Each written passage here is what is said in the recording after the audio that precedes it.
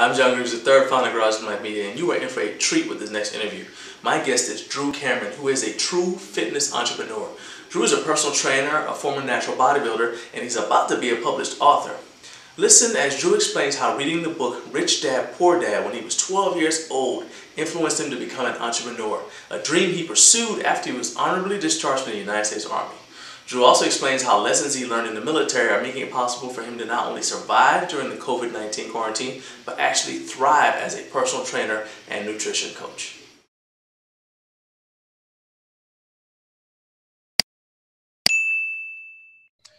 Drew, man, I'm so glad I finally get to talk to you, dude. It's like we've been trying to set this thing up forever. I was just telling my son, I've been stalking you since 2018. I'm giving this dude shout outs and everything. Like, yeah, I remember. Did he notice me? Did he notice me? I feel like I'm trying to get a date for the prom. This is crazy. Anyway, what's going on, man? Yeah. So I appreciate you. I know you're a busy dude, though. You got like 18 jobs. So yeah, I appreciate you taking time out of your schedule to talk to me. Oh, yeah. Most importantly, man, I appreciate you giving me the opportunity to talk. Surprisingly for you to say that, I've been following you since the beginning when the Garage Gym first started. And it kind of sparked me to expand my gym and really do more with it and go full force into a garage gym after seeing that there was kind of a community. Oh, okay. Well, man, that is exactly the kind of stuff I like hearing. I mean, not obviously I like hearing that you've been following me, but more importantly, I like the fact that what we do cause you to kind of connect and plug into a larger home gym community. Because so many people, like, they start doing it. I mean, obviously some people are doing it now because they don't have a choice, but so many people start doing it and they just, they lose faith, they give up, they lose their drive, their motivation. They just flat out miss the social contact because maybe the gym was their third place, and that's where they don't go to bars, they go to the gym or whatever. And for me, building that sense of community among home gym owners is vital to make it so you don't like quit and then go, next thing I know, you're at home, all your equipment's on eBay or Facebook Marketplace, Exactly. Yeah, I don't want that. But let's, like I said, you are a busy dude, even though you've been up since what, 4 o'clock this morning? 4:30. Okay. So you're a barber, and I'm trying to get a haircut at 5 o'clock in the morning, and few people are trying to train at 4:30. So what is it that gets you out of bed at 4:30 to just like, hit that on button and start going? Okay. So just to be honest, full disclaimer, because I know my wife's going to call me on this. Now, I do have 1 or 2 days throughout the week that I get up like a normal person, 6. Oh, yeah. 6 is the latest, but 6 o'clock. But yeah, what gets me up, what drives me is my family, man. If I don't get my workout done first thing in the morning, I'm forced to do it late at night because, like you said, I'm pretty busy. So, come after this meeting, I got a couple clients to hit. My day just rolls out and that's nonstop. I got emails to respond to, just like you running the magazine, and I see everything that you're doing. On top of everything else, running a couple companies like real estate and just so much, man, that I do that if I don't get it done, I have to prioritize like my family and everything else. So it's kind of a situation where I have to attack it every day, just like that. That drive, I mean, I was teasing you about the whole Army thing because I remember that old commercial that said, we get more done before 5 a.m. than most people do all day. I'm like, look, you ain't got to live up to that. All right. They don't even use that commercial anymore. All right. You can just let it fade away. But I'm teasing you, but really, I think that's part of why you're successful, because a lot of trainers and coaches were caught off guard by the pandemic, by the quarantine, because they, if your entire income is based off of going to a public gym and coaching group classes, and suddenly nobody can come, and some people were able to kind of pivot a little bit and start doing like group classes in the park or whatever. But now they're even restricting that, talking about limiting gatherings to 10 people or whatever. So it's tough for a lot of coaches and trainers. And as a coach yourself, you seem to have been able to pivot a little bit better than some people. All right. So tell me about that. Has it been as smooth as it looks? And also let me know if there were any stumbling blocks. Surprisingly, when I got out of the military in 2013, my decision was to go straight full force entrepreneur, and I went straight into training, coaching. So I got worked in with a guy who had a system that was already in place, kind of ahead of his time. We had the video conferences. We were doing Google chats. We were meeting with people. And we were kind of doing what everybody's kind of doing now with the video chats and the workouts and, you know, sending the programs. So that was kind of from day one, kind of how it started. I always strayed away from, to some degree, the in-person training, just because once I left the military, my schedule and what I had to do, it never stopped from there. I was always so busy. I guess the biggest pitfalls I see in that now, it's more readily accepted and everybody's kind of, it's like the in thing to do. But when I was doing it, it was kind of like, you know, you want me to be on a video camera? How are you going to train me? How are we going to, you know, I'm not going to get the same intensity. You're not going to be able to show. And it's like, yes, I still can get the same. I still can show you that. And that's what social media does. By pulling it all together, you have to let people buy into you. You have to show them, like I do, your family. Like that part was hard. Showing them, because I'm kind of a private person. So I really started opening up more, showing my family, showing my kids, showing what I'm doing, because I want people to readily understand and accept that you can do it too. You know, the family man, the dad, the mom, there's no excuse. You know, sometimes people get so caught up and think that 18 to 25 is your peak at fitness, and that's the only time that you're going to look shredded, and, you know, and it's like, no, that's teeny bopper stage. That's like, you don't even have real muscle at that age. You know what I mean? Like, the real muscle comes after 30, to be honest. You know, so that's kind of where all that came from, you know. Yeah, old man strength. That's right. Yeah. You just, like, there was so much in what you just said, right? I'm like trying to unpack it, because as you're talking, I'm listening, and I'm also like, oh yeah, what about this? What about this? What about this? The first thing you say is, like, there's a perception, or there used to be a perception, that you couldn't actually train anyone effectively in a distance format. And I think some of that is even prevalent among coaches. They're like, well, I need that in-person contact. I need to be able to, you know, like, if you're people who like to use the touch method, they use like touch cueing or whatever. Like, well, how am I supposed to cue you if I can't touch you, right? And I'm like, well, look, think about the good side of that, especially in the aftermath of like the Me Too movement or whatever. Because my first job out of college was working at a public gym, and I had, you know, so I'm working the front desk, and I'm also personal training. And I was like, to protect myself, I'm like, look, I will not, there ain't gonna be any trips to your house to train you while your husband's at work. I'm just being real. My dad was like, hey, don't put yourself in a situation where these people can make up anything about you, right? And that's just one thing. And then there are other liability issues too. So I think that it's a positive. The second thing is, so I take martial arts, and granted, I've been doing it long enough that I've got some muscle memory and everything else, but I'm telling you, you know, a couple times a week, a couple times a month, I'll contact my coach, who I go see on Saturdays. And I say, you know, hey, I'm working on this thing here in my gym. Can you just watch what I'm doing and kind of give me some feedback? It's not a formal setup for distance learning, but yeah, sure. You know, I FaceTime him, he throws that thing on there. And I'm telling you, immediately the intensity of the workout increases, because he'll start, even if he doesn't give me any more to do, just by him fine tuning, no. Why'd you drop your hand right there? Why'd you do that? Turn this way, right? And I'm like, man, I'm exhausted. You got to go. You know what I mean? So there are so many possibilities. And I love the fact that people are seeing it now. But as you said, now the water's getting muddy because everybody's doing it. So how are you adapting yourself to the fact that, you know, it's good because now you don't have to explain to people that it works, but there's more competition. How are you adapting to that?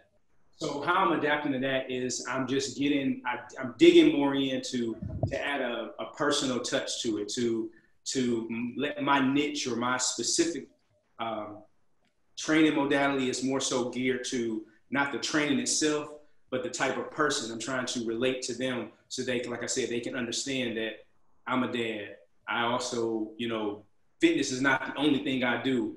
You know, there's layers to me, just like there's layers to you. And as vital and as important as I understand that working out and training is, it's not the end all be all of me, and it's not the end all be all of you. It's you know, you see those posts for years about, you know, it's diet and, you know, it's only a fraction of it is training.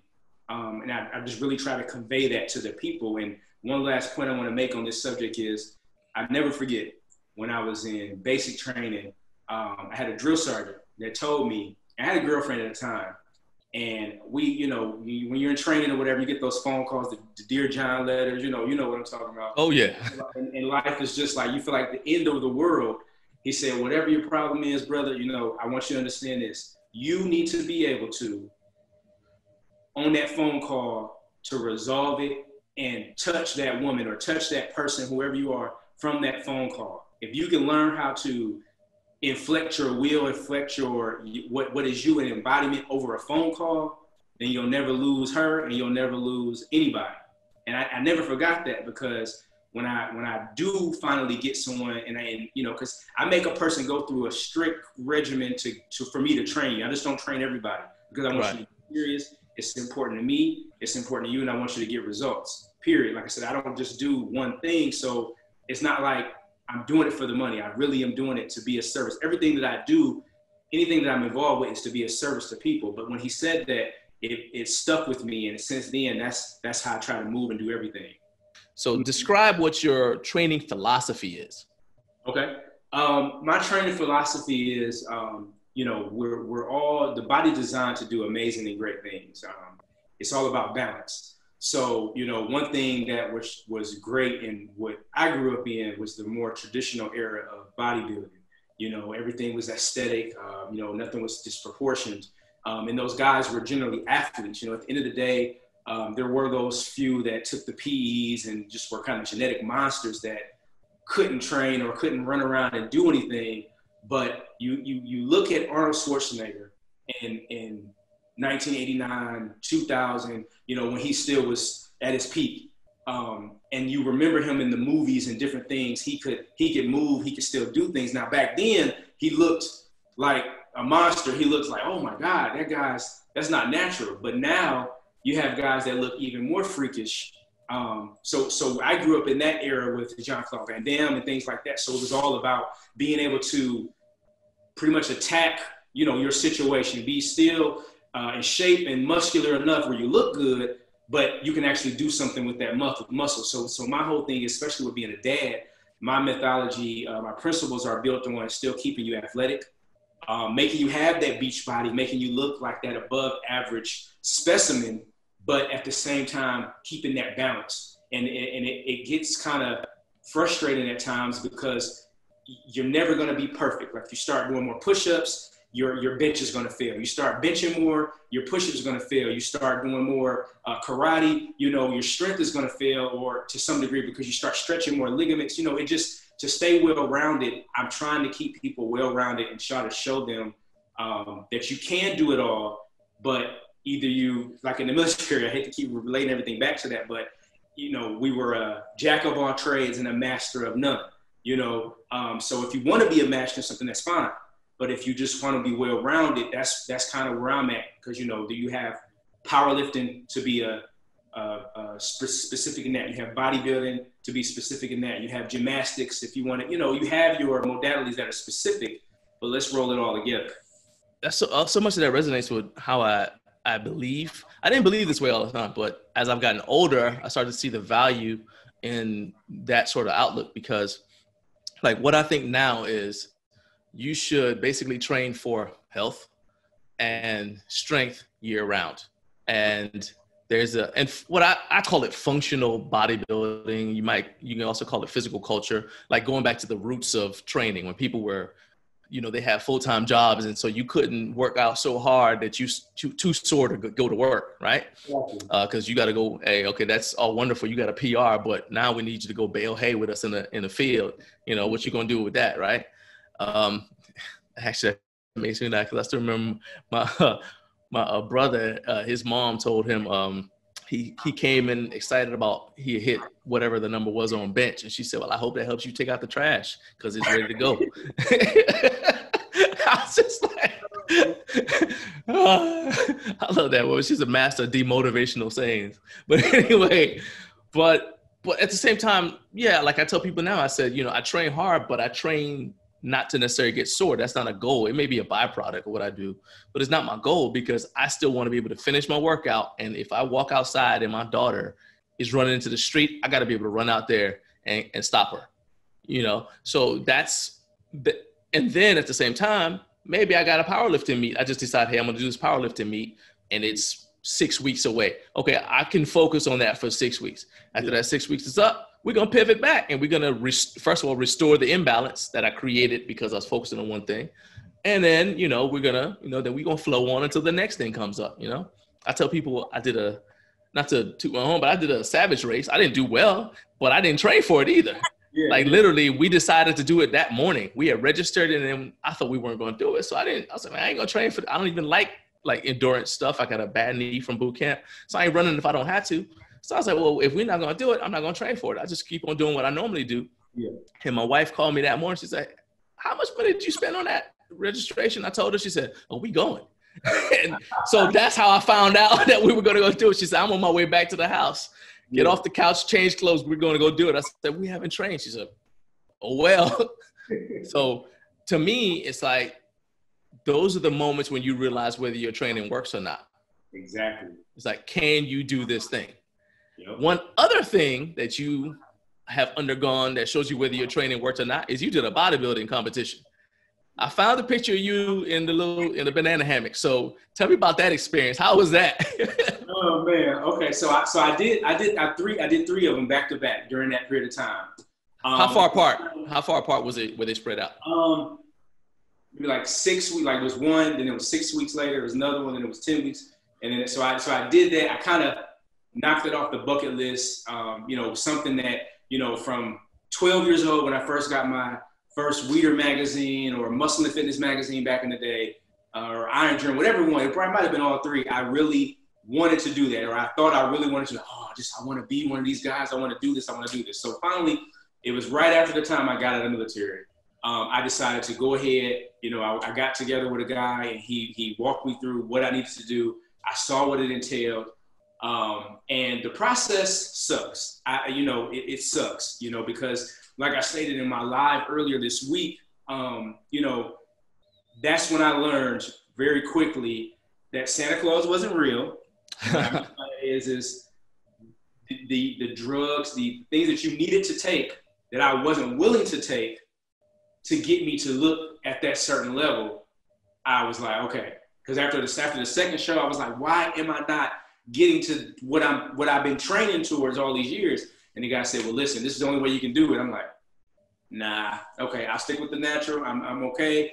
And I had to get so dehydrated. I had to deplete my body and lose so much weight. And psychologically for me, it messed me up for so long, for about 2 years, because it was a difference between looking strong and muscular and actually being. And for me, being natural and depleting my body from all that fat, I didn't have the strength, didn't have the energy to train like I do now, you know? So it was a good experience. It was good pictures. You know, I know how to get somebody, and I've trained people to get them to that level, but once they do it and I explain to it, 9 times out of 10 after they deal with me, they don't want to do it again, because we're not going to do it half. We're going to go all the way, you know, naturally. And I'm going to ensure that you understand that if you want to get to the level, it takes dedication and consistency. If you're not willing to put in that, then it's not worth it to your body. If you're not willing to really try to get some endorsements or something out of it, it's not, in my opinion, for me, it's not worth it. Do you also do the posing coaching? Because I know that's such a huge part of it. Or do you have somebody that you refer people to? I have somebody I refer. I suck at posing. I suck at it. You know, you won't really catch me posting a picture too much on Instagram. Posing, that's another subject. I know this is on the record. That's another subject. So the posing isn't something that I'm, you know, really into. I don't really care for it, but I have a couple of guys that if someone wants to do that, I can send them to, and those guys are great. Okay. I mean, I'm just asking that because it's like one of the things that I think is going to be necessary for people to thrive who are in the fitness business is to have a network. What seems to be giving you the best traction right now in the way that you train people, or like with all the things you're offering? Because you have an ebook, you're doing the online coaching as we talked about already. What's the thing? Even you got Workout Wednesdays, right? What things seem to be resonating the most with potential clients? Okay. Typically what's resonating the most is the Workout Wednesday that I do. I had a inspirational kind of series I was doing where I was setting up challenges, mini challenges for people. I do this with my kids, and I started expanding. So from time to time, I'll do a challenge for about 2 months. I'll keep doing a challenge every week where we'll do, okay, every hour, until you go to bed, we're going to do 50 push-ups, and you guys tag me in them, and we're going to do 500 push-ups for the day. Just many challenges to allow people to get some sorts of accomplishment. The many accomplishments help build into what kind of training I'm doing. I won't have you do push-ups and pull-ups and a whole bunch of upper body exercises for a series of weeks because there's no balance there. I'm going to hit you with, okay, we're going to do push-ups this week. All right, next week we're going to do squats. And then next week we're going to do this. And I give a lot of content. I give a lot of content involving like, okay, this is what I'm eating, and I try to give why I'm eating it. I don't try to leave it open to too many questions because I know that it's hard enough as it is when you are looking for answers and you're trying to watch what people are doing, you might miss out.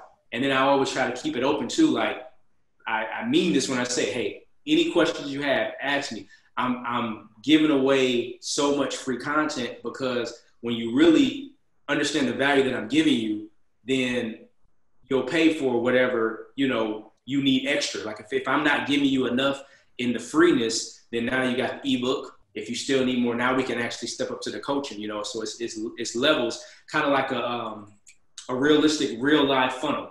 You have the funnel systems, but I kind of do it in real life, to give you step by step to get to me. Okay. I like the fact that you're constantly adding value. So like even when somebody gets the ebook, I think you mentioned that the only way that they can get the finisher, you'll give them a finisher. I think that's what you were just describing. Mm-hmm. But the only way to get the finisher is if they're plugged into you and they're in a Facebook group, I think. Yep. All right.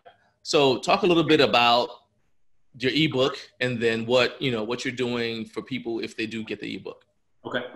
So typically, if someone purchases the ebook, they're getting involved into a private group. This private group is going to kind of what's the ebook called? What's the ebook called?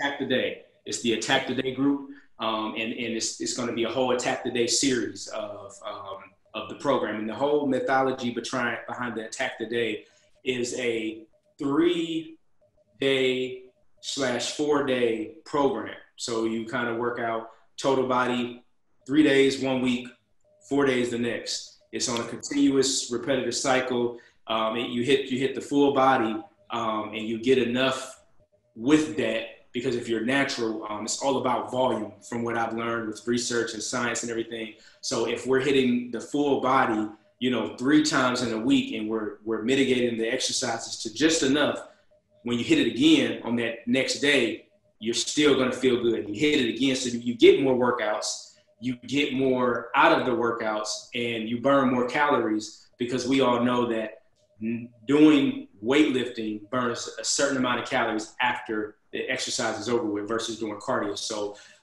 with that methodology and using that kind of system, it allows for you, if you're a dad or if you're an entrepreneur or just a person that wants to get more out of life, and like you said, you don't have the 2-3 hours a day to spend in the gym working arms today and chest tomorrow, and that's fine, but that's a specific niche if you are living that lifestyle, but you still can get a certain significant physique with that. So with the program, you get the finishers, you'll get a daily finisher, because like we explained, you go through all that training, and then now it's time to test it. The military puts you through training constantly, and then you go to the field where it's tested, or you go to deployment, which in our case, real life, would be, like you said, my daughter, I see her outside in the middle of the street, and I need to run out there and go grab her, or you need to be active to be able to pounce and protect your family or protect yourself, so that's kind of the idea behind it. Okay. So you talked about your kids a little bit. So, one thing that I said I wanted to talk about is you did this video with your daughter, and it was really good because you were explaining to her and to the audience at the same time how you're trying to change the direction of your family tree and build generational wealth. And I think you mentioned to her, this isn't something that was passed down to you from your own parents, although maybe like grandparents and the people before that were entrepreneurs in a way, but your own parents and your wife's parents were not like that. So how did you realize the importance of passing this on to your kids? Okay. So it's been that way since I was a child. I got my oldest son reading now, but I read Rich Dad, Poor Dad. Robert Kiyosaki. Yeah, Robert Kiyosaki, when I was about 12 or 13. And I always had a dream of owning a laundromat and a gym, things that people had to use, a tire shop. I never forget, a guy told me there's certain things that people always need. So when you think of being a service, that's how I got into it, because I wanted to do something that was going to be a service to people.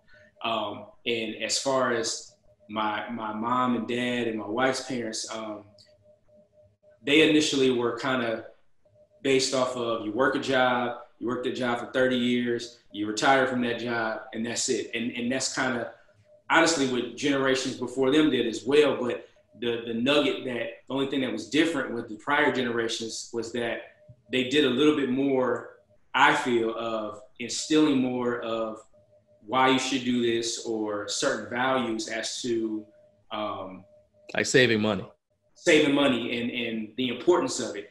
Whereas I feel like by the time my parents became parents and I was born, it was more of, they were on autopilot, and I talked to my mom and dad. We have a great relationship, and I asked them at time, and they just, we didn't think about it. Or, I found out, and I never asked them about any of these things, but life insurance and various things were never taught to me to purchase or get. So, when I paid attention to my dad, I never forget, he told me, and it made no sense. He said, my dad didn't talk to me too much growing up, that old school mentality. He just worked. He didn't talk to me until I became an adult. I said, that's foolish. Like, it makes no sense, and that's why my dad did the same thing, followed suit to me. And I hated it. I mean, we have a great relationship now, but I'm like, dang, I would have loved to talk to you.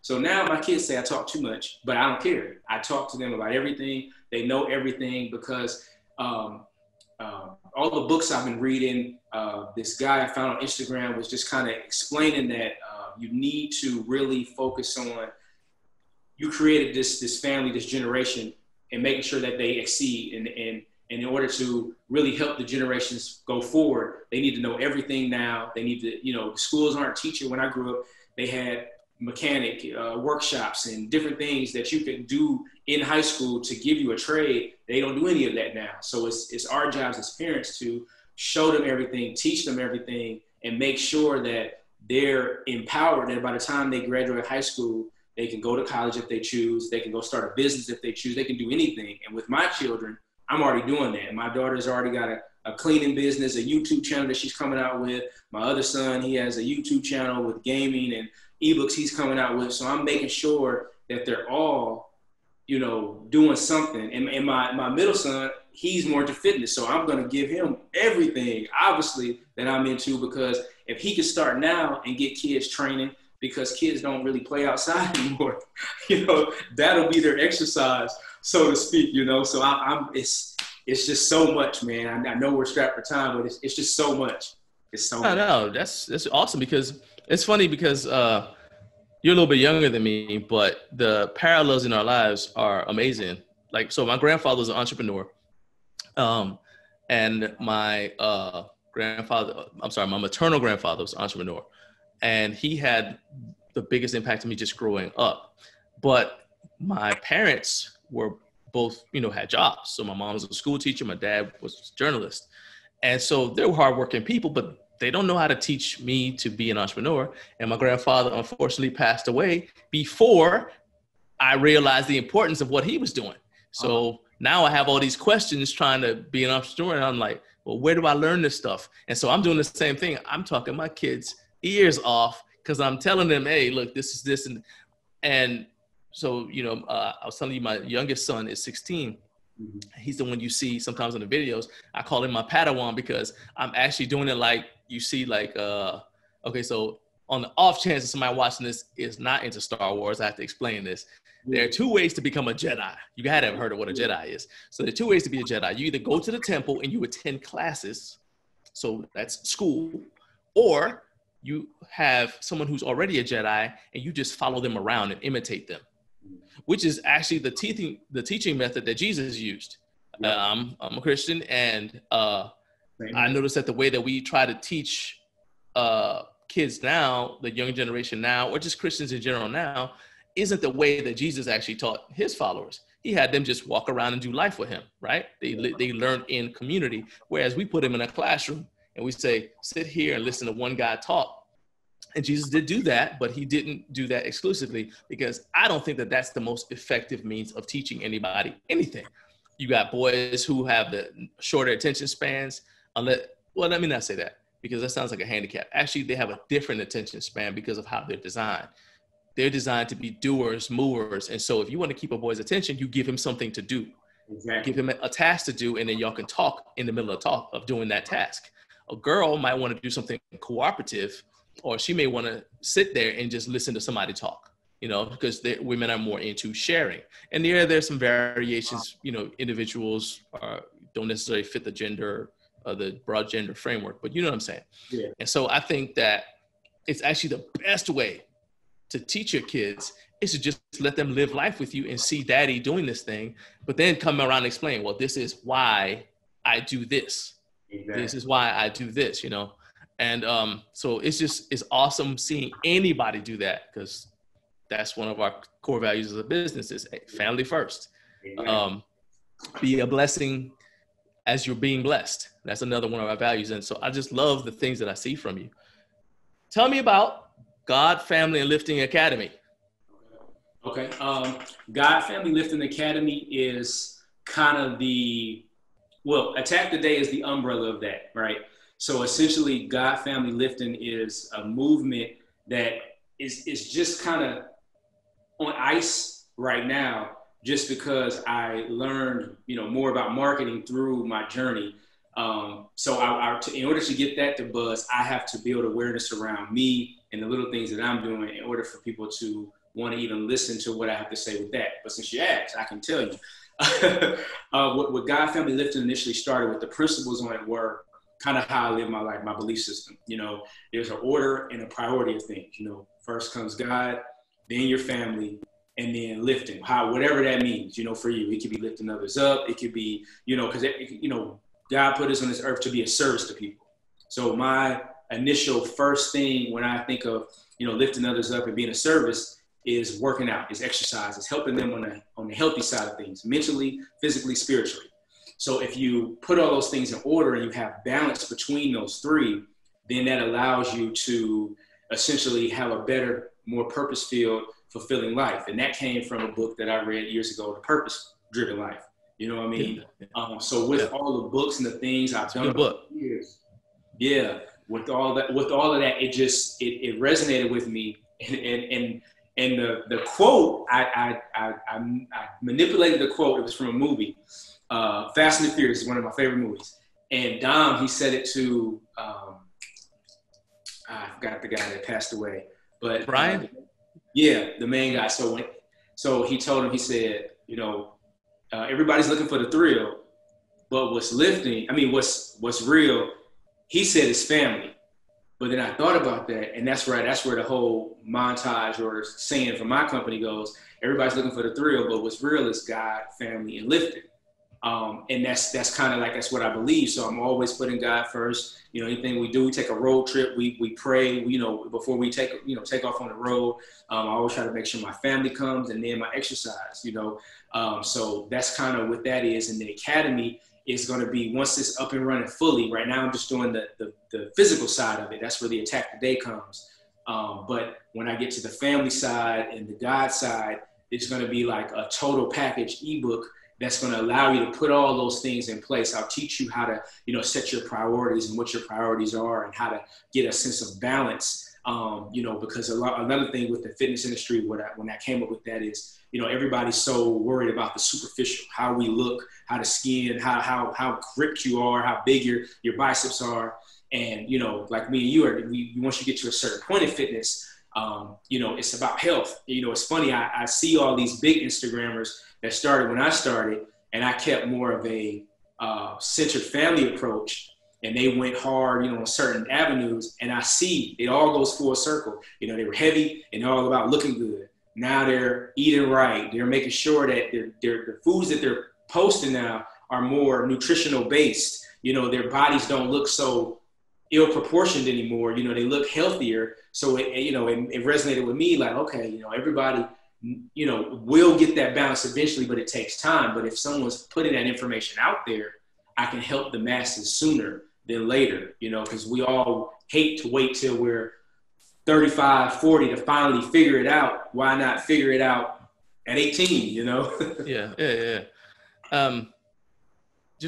I hadn't even planned on asking you this, but does it get frustrating when you're doing something and then it seems, and then, let me say it a different way. I'll say it the way that frustrates me. When you've been doing something and telling it to people, and then somebody comes and tells you, hey, guess what I just found out from somebody else? And they tell you the junk you've been trying to tell them the whole time.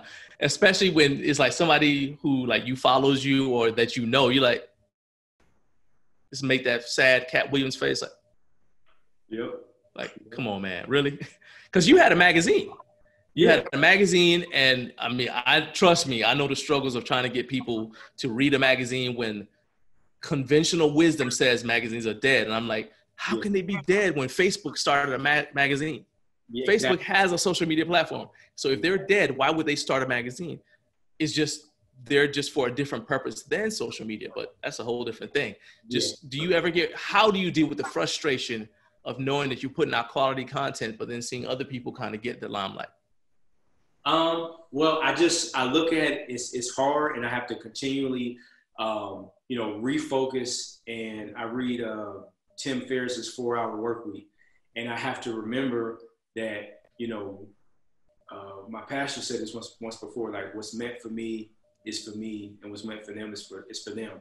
So, I see that sometimes, and I look at it like this. It's a possibility that they received what I said, and it just took that long for it to resonate. I know a lot of times with our children, you'll tell them something, just prime example what you said, and then someone else, oh, such and such's dad said this. And because children, nah, it's your wife. Yeah. It's your wife. When you try to tell your wife, like, yes. Man, I'm editing this video. When I'm done, it'll be you saying it. But yeah, you'll be like, look, baby, you need to not do this and this and this, and it should show you some junk on the app. Oh, look, this app says you should. Yep. And with me, what I understand is, like I said, there's a time and a place, and in that season, they couldn't receive what you were trying to give them. So you just kind of got to just like, I put it out there, and it takes enough times for them to realize that, hey, Drew said this, or, hey, John said this. And when they realize that, okay, this is a reliable source, and this is the source that I talk to regularly, but I wasn't hearing them, then it starts resonating with them, and then they'll be more apt to listen. So you just have to, I preach that a lot on my barber page about being consistent. Consistency is key, and it's true. Consistency is very key in anything, and it's vital. And as long as you keep that consistency, enough people eventually will buzz and hear you, and your voice will be heard. You just gotta just stay consistent and know that your voice is for someone to hear, All right. Let's talk about a couple more things, and then I'll let you get back to your extremely busy day. Your day usually starts around 4. So just describe, what's a typical day look like for you? Okay. So typically my day starts at 4. I get up, I do my morning routine, which is a series of, brushing my teeth. I pray. I kind of plan out my day. I kind of have like my affirmations that I kind of go through. And that takes me until if I get up at 4, to about 4:45. Then at about 4:45, 5, I'm trying to step in the gym. That's usually when I wake my wife up. And then she comes and, she hits the treadmill. She's kind of a cardio bunny. And she does that. So we're in here, we're working out. She's watching whatever she's watching on the TV while she's doing the treadmill, and I'm exercising. You know, sometimes I'm getting some video content, so I can post it, you know, later on throughout the week or whatever. And then after that, I'm going straight to, you know, get cleaned up and get my day started. So typically, because the night before, if I have some bookings, I hit those bookings. I'm usually done. I try to be done by noon. Okay, pause for a second. You said bookings, but you're a barber and a personal trainer. So when you say bookings, are you saying like barber appointments, trainer, client appointments, or it could be either one? Generally, it's usually barber appointments, because I typically try to set it up where I do my barbering earlier in the day. And then I notice with most people, like you said, most people aren't getting up early to work out. There's those far and few kind of 5 a.m.s that I used to get back in the day that wanted to train with me. But now most of the people are usually when they get off of work. So it's usually around 6 or 7 when I'm hitting that up. So around noon, I come back. I might check social media, check my emails, get some posting done, some editing of some videos or something I got to come out. And, you know, when the kids were in school, I try to have all that done by 3. You know, they get off the bus, they're coming home. I still have 2 little ones that kind of need help with homework and things like that. So by 3 o'clock, you know, I'm eating lunch and I'm helping them.